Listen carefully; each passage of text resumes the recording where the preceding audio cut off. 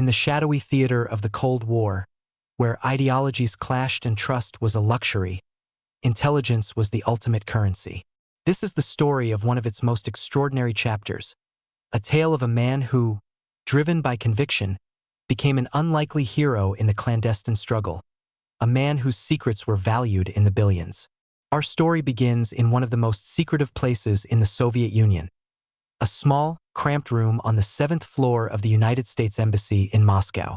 This was the CIA residency, the nerve center of American intelligence operations in the Soviet capital. December 7, 1982.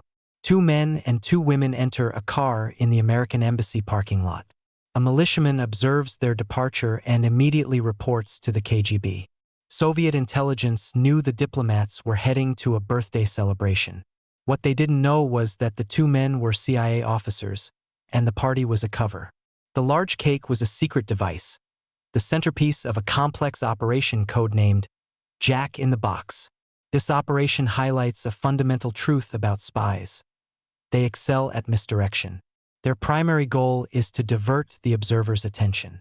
In this case, their audience was the ever-watchful eyes of the KGB. As the American diplomatic car moved through Moscow, the agent in the front passenger seat, beneath his American attire, wore the costume of a Soviet pensioner. The cake on the woman's lap was a complex mechanism. When the car turned onto a designated street, the driver slowed, the door opened, and the agent, disguised, quickly exited. At that moment, the woman placed the cake in his former position, pulled a lever, and a dummy popped out. All in seconds, the disguised CIA officer took a few steps before the KGB car rounded the corner. They saw 4 people in the American car, continuing its route. The illusion was a success, but this was not the end. The CIA agent would further alter his appearance to ensure he wasn't followed. The person he was to meet was the most valuable agent of the United States Special Services on Soviet territory, a billion-dollar spy. The CIA emerged from the Pearl Harbor catastrophe in 1947, becoming the first centralized intelligence service in U.S. history. It quickly expanded to include espionage and secret operations, becoming a key player in the Cold War against the Soviet Union. However, the tightly controlled Soviet state made it extremely difficult to recruit agents with access to vital information. American intelligence on Soviet military plans was scarce, a dangerous situation in a Cold War that could escalate. By the mid-1970s, a generational shift was occurring within the CIA. Younger, more daring officers were arriving.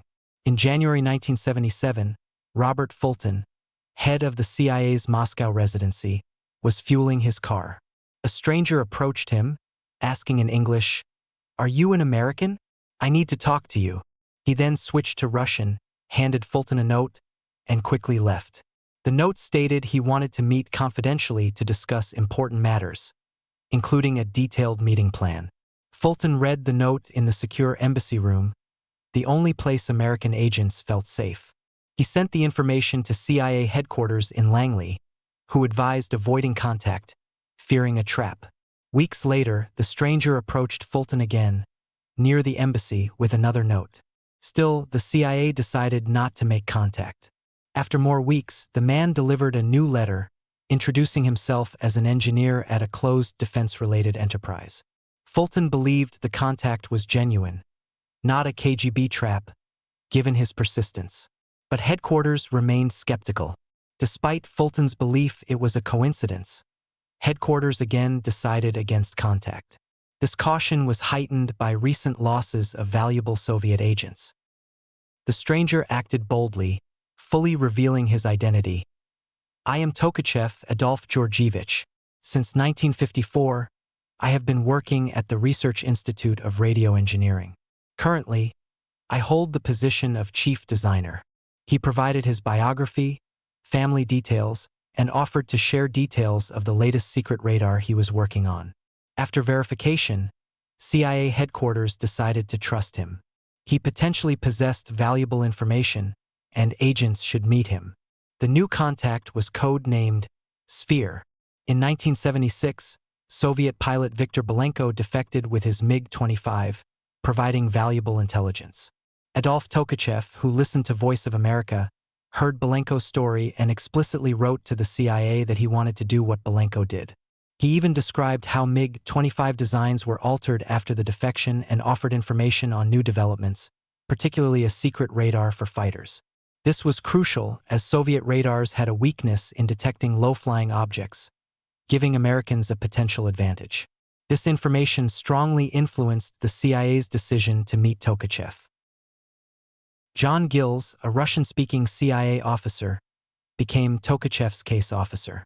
Contacting him was the priority. The CIA couldn't call from the embassy due to KGB wiretaps and surveillance. Gills and his wife devised an elaborate plan involving a trip to the Bolshoi Theater. During an intermission, Gills left to make the first contact from a public phone booth, while his wife distracted their KGB-affiliated Soviet colleague. Gills briefly informed Tolkachev that headquarters had received his letters. Later, the CIA gave Tolkachev coordinates to pick up a package with detailed instructions, hidden in a work glove near a phone booth. Tolkachev successfully retrieved it. The meticulous planning and execution of this initial contact underscored the extreme risks involved in every step of their operation. The package contained a detailed guide on transmitting secret information using a secret letter. Tolkachev was to write secret data on the back of a fake letter using carbon paper and encrypt it. The letter would then be sent to a dummy American address leading to the CIA. The KGB would open the envelope, but the encoded text would be invisible and undecipherable without the special table provided to Tolkachev. The Moscow residency later received Tolkachev's letter, opened but with the secret code intact. Using it, Agent Sphere revealed data on the latest Soviet radar systems, targeting systems, and test results information of immense value. Tolkachev flawlessly followed instructions, making a personal meeting essential to establish closer contact and discuss cooperation terms. This initial success validated the CIA's gamble and solidified Tolkachev's position as an invaluable asset. Personal meetings in the Soviet Union were highly risky, but the CIA deemed it necessary.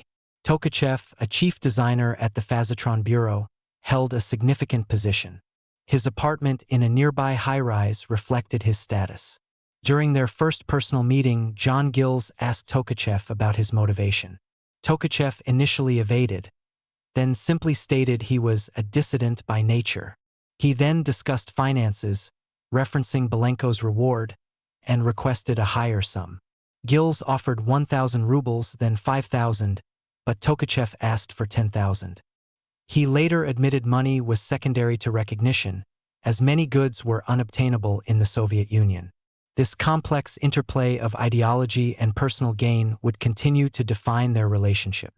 Tolkachev handed Gills a notebook with new secret data.